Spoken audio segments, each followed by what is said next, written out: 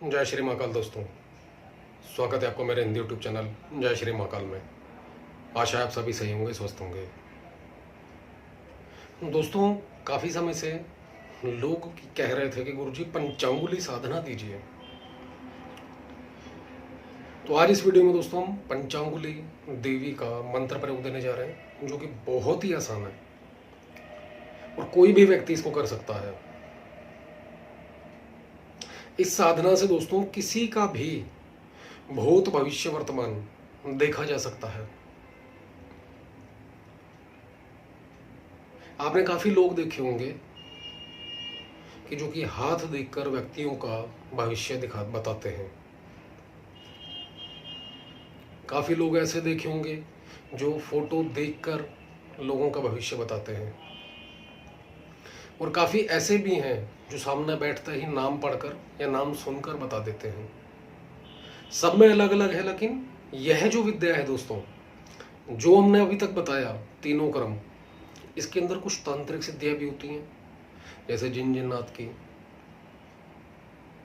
और धरती पे विचरण करने वाले जो नजदीक रहते हैं ऐसे देवी देवताओं की सिद्धियां, चुड़ैल कह सकते हो, भूत प्रेत कह सकते हो, या उच्च कोटि के जो देव हैं जो इसी धरती पर विराजमान है, जो नॉर्मल भी चलते हैं और बलि प्रयोग पर भी चलते हैं। तांत्रिकों के लिए वो सब कुछ पता करके ला कर देते हैं उनको।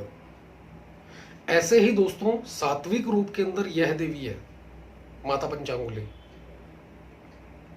इनके मंत्र जाप से भी सामने वाला व्यक्ति किसी का भी भूत भविष्य और वर्तमान अपने आप उसको सामने वाले के बारे में सब पता चलना शुरू हो जाता है। सांकेतिक रूप से उसको सोचने समझने की जरूरत नहीं पड़ती है। जैसे कोई साधक अगर ये कर रहा है, यही सेम चीज दोस्तों उस हाल में भी होता है जो तांत्रिक के सामने अगर कोई बैठता है और वो अपना बारे में बताना शुरू करता है और सामने वाला व्यक्ति उसके बारे में जवाब देना शुरू कर देता है उसको। ऐसे ही इस विद्या में भी लागू है। इसको करने के बाद चाहे किसी ने आपको हाथ दिखा दिया, या सामने वाला व्यक्ति आपके पास आकर बैठ गया, या किसी ने आपको अपनी परेशानियां बतानी शुरू कर दी, आपको अपने आप उसके बारे में खुद ब खुद पता चलना शुरू हो जाएगा। ज्योतिष का ज्ञान ना, किसी की कुंडली अगर खोलकर बैठ के दोस्तों आप, तो उसकी कुंडली के बारे में आपको अपने आप खुद ब खुद पता चलना लग जाएगा, और जो जो आपकी जबान से निकलेगा सामने वाला व्यक्ति उस बात को मना नहीं करेगा। इतनी सटीक भविष्यवाणी कह सकते हैं कि इस मंत्र प्रयोग के द्वारा साधक को मिल जाती है। वीडियो को दोस्तों पूरा एंड तक देखें, सुने, उसी के बाद करें, ताकि जब आप करें तो आपका समय व्यर्थ ना हो। छोटी साधना नहीं है दोस्तों, 21 दिन की है। समय 21 दिन का कम नहीं होता है। अगर एक ही साधना के अंदर दिया जाए 21 दिन पूरा नियम पालन ब्रह्मचर्य के साथ, और उसके बाद रिजल्ट ना मिले, तो दोस्तों उसका फायदा नहीं है। टाइम पास करने के लिए जितने भी लोग आते हैं, रिक्वेस्ट है वो ना करें, किसी और चैनल पर चले जाएं, ज़्यादा बेहतर है। मेहनती लोग, हठी, बिल्कुल आए, मोस्ट वेलकम। रिजल्ट भी मिलेगा उनको, क्योंकि टाइम पास नहीं करना उन्होंने। तो आइए चलते दोस्तों वीडियो पर कि आपने करना क्या है और कितने दिन करना है, कैसे करना है और कब करना है। इस प्रयोग को आप किसी भी सोमवार से, पूर्णिमा से, अमावस्या से, कोशिश करें अमावस्या पूर्णिमा हो, या फिर जैसे कि ये नवरात्रे अच्छे दिन चल रहे हैं, अष्टमी या नवमी से आप बैठ सकते हैं। नवमी पर बैठें, ज़्यादा बेहतर है। माता सिद्धिदात्री का सिद्धि देने वाली देवी का दिन होता है। करना क्या है, एक दक्षिण दिशा को छोड़कर किसी भी दिशा में आप अपना मुंह रख सकते हैं। यानी जिस समय आप आसन के ऊपर विराजमान होंगे उस समय पर आपका मुंह पूर्व, पश्चिम, उत्तर किसी भी दिशा में रख सकते हैं आप। समय इसमें सुबह सुबह का रखें, अर्ली मॉर्निंग 4 से लेकर 7 बजे। अपने सामने आपने एक बाजोट लगाना, उसके ऊपर सफेद रंग का कपड़ा बिछाना दोस्तों। कोशिश करें आसन भी आपको सफेद मिल जाए, और अगर आसन सफेद नहीं मिलता है तो कोई कंबल जो कि अनयूज हो, धुला हुआ, साफ सुथरा हो, उसको बिछाकर उसके ऊपर आप सफेद रंग का कपड़ा बिछा सकते हैं, उसके ऊपर विराजमान हो सकते हैं आप। उसके बाद पंचांगुली मंत्र, सॉरी यंत्र, वो कहीं से लेना है आपने, जहां से आपको सही लगे। जो व्यक्ति चाहता है हमारे पास से लेना चाहता है किसी भी प्रकार की माला या यंत्र, कैसा भी, सिद्ध प्रमाण प्रतिष्ठित दिए जाते हैं दोस्तों, संपर्क कर सकता है। बाकी हम किसी को ये नहीं कहते कि हम ही से लो, आपका जहां से मन करे आप वहां से ले सकते हैं। ऑप्शन में अगर नहीं मिलता तो आप हमसे ले सकते हैं। तो दोस्तों यंत्र प्राप्त करना है आपने। उसके बाद देवी की फोटो, जो कि आपको इंटरनेट से नॉर्मली मिल जाएगी, फ्रेम करवाकर उसको अपने सामने रखना है। एक चावल की ढेरी बनानी है दोस्तों, उसको आप तांबे की प्लेट में या फिर नॉर्मल किसी भी बर्तन में, ऐसे में जिसके ऊपर आप यंत्र स्थापना कर सकें।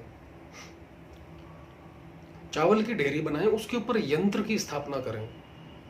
घी का या तेल का दिया, तिल के तेल का, दोनों में से कोई भी इस्तेमाल करें। धूप बत्ती जलाएं, यंत्र की पूजा करें। ऐसे ही सेम माता रानी के फोटो की भी पूजा करनी है, जैसे कि हमारे लगभग वीडियोस में आपने देखा है कि चावल चढ़ाने हैं, फूल चढ़ाने हैं, तिलक करना है। चावल जब भी चढ़ाएं दोस्तों, काफ़ी ऐसे हमारे पास कमेंट में मैसेज है और काफ़ी हमारे पास व्हाट्सएप पर भी है कि चावल जो चढ़ाते हैं गुरुजी, क्या वो साबुत होना चाहिए, टुकड़ा? थोड़ा सा दोस्तों आप भी समझदारी दिखाएं। काफ़ी बार हम ये बात बोल चुके हैं, पूजन के अंदर हमेशा साबुत चावल का इस्तेमाल किया जाता है, कच्चे चावल। काफ़ी लोगों ने ये तक पूछ लिया कि गुरुजी कि जो हमने चावल चढ़ाने हैं माता रानी को, वो बना के चढ़ाने हैं या कच्चे? तो दोस्तों कच्चे चावल चढ़ाए जाते हैं और साबुत चावल। उसके बाद तिलक करें, सेम यंत्र का पूजन करें। उसके बाद अपने आप को तिलक करें, धूप दीप करके अपने इष्ट देव को, कोई भी आपके इष्ट हैं, उनका स्मरण करें, याद करें उनको, साधना में सफलता का आशीर्वाद मांगे। उसके बाद भगवान गणेश जी और आपके गुरु कोई भी हो, उनको याद करके एक एक माला दोनों का जाप करके दोनों से सफलता का आशीर्वाद मांगे। जिसके पास गुरु नहीं है वह हमारे चैनल पर सर्वशक्तिशाली गुरु मंत्र का प्रयोग करके प्रॉपर तरीके से उसके बाद यह साधना कर सकता है, या और भी साधनाएं जो हैं वो गुरु मंत्र के इस्तेमाल कर सकता है। और जिनको हमने अपने ग्रुप के अंदर, बेसिक ग्रुप में साधनाएं दी हैं, मंत्र जितने भी हैं, वो सभी का इस्तेमाल करके बैठ सकते हैं। उसके बाद दोस्तों हाथ में जल लेना है, अपना नाम, पिता का नाम, गोत्र, उस दिन का वार, तिथि सब बोलकर कि मैं ये करने जा रहा हूं, रही हूं पंचांगुली साधना। हे देवी, इस मंत्र की ऊर्जा मुझ में समाहित हो, क्योंकि आपको इस मंत्र की शक्ति चाहिए। इस मंत्र की ऊर्जा मुझ में समाहित हो और मुझे साधना में सफलता का आशीर्वाद दीजिए। ऐसा बोलकर दोस्तों आपने जल छोड़ देना है। उसके बाद सिर्फ 21 मंत्र, मात्र 21 रोजाना आपने जाप करना है, डेली। याद रखिए, कोशिश करना कि मंत्र आपको कंठस्थ हो जाए। कुछ समय लगेगा, लेकिन कोशिश कीजिएगा मंत्र कंठस्थ हो जाए।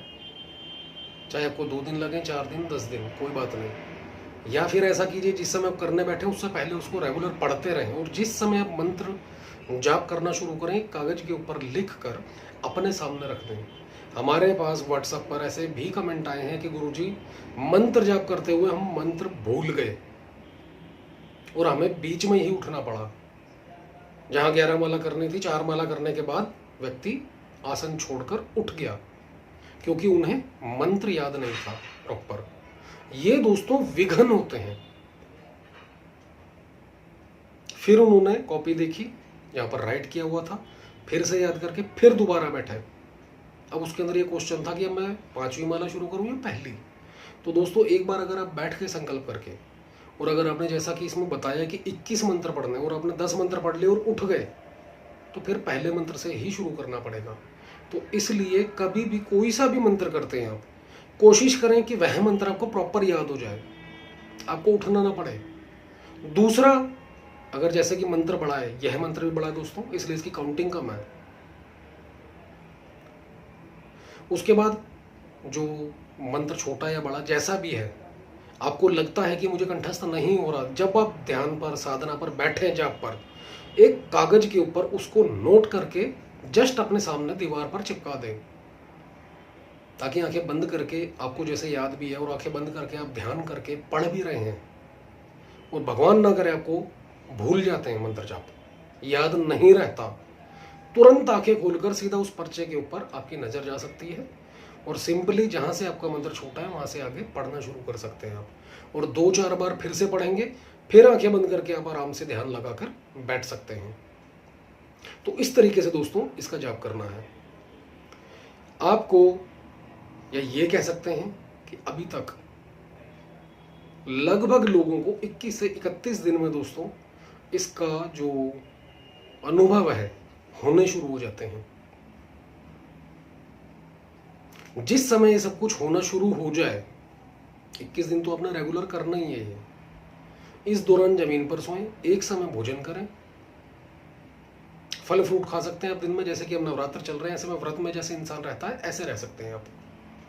शाम के समय जैसे व्रत खोल के अनाज खाते हैं इस तरीके से एक समय।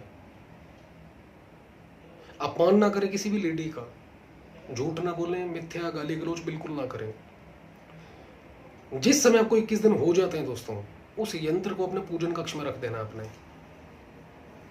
चाहें तो उस फोटो को भी धूप दीप करते रहें, कोई दिक्कत नहीं है, नहीं तो आप उसको जल प्रवाह कर सकते हैं, यंत्र रख सकते हैं आप। जल यंत्र को जल प्रवाह नहीं करना, याद रखिएगा दोस्तों।